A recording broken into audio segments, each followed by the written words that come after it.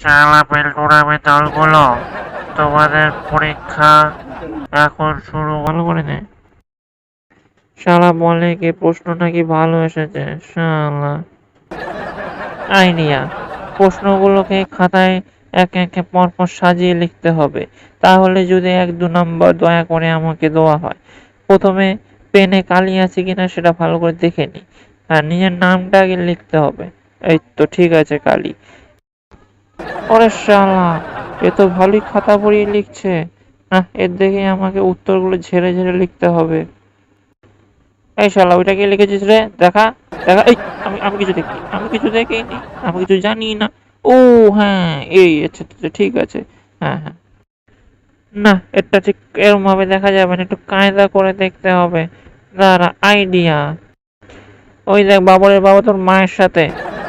হে হে, কি মজা, দেখে নিয়েছি, আবার দেখবো। হ্যাঁ, তোমরা সবাইও দেখো, তোমরাও দেখো, পেছনের জন তোমরাও দেখো।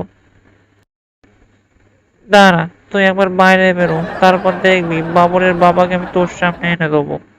অন্য লেখাটা একটু ভুল হয়ে গেছে, আবার নতুন করে লিখতে হবে। শালা হারামি, হ্যাঁ কুত্তা, আমি এখন কি করব? এই বেটা আমার দিকে এইভাবে তাকাচ্ছে কেন? মনে হয় বুঝে গেছে আমি ওরটাতে ঝেড়ে লিখছিলাম। না, ওকে বুঝতে দিলে চলবে না। এই, তুই আর দেখবি না আমারটা, আমারটা দেখছে। না, আমাকে একটা অন্য আইডিয়া ভাবতে হবে, এভাবে চলবে না। শালা বজ্জাত, খাতাটা উল্টে দিল, কি বাজে ছেলে রে। এই তো, এটাই সুযোগ। ওই বেটা অন্যদিকে তাকিয়ে লিখছে, আমাকে আস্তে করে চুপ করে দেখে নিয়ে চুপ করে লিখে ফেলতে হবে। হ্যাঁ, বুঝে গেছি এটার উত্তর কি হবে। এবার টুক করে খাতায় টুকে ফেলতে হবে। টাকা দিতে এসছে।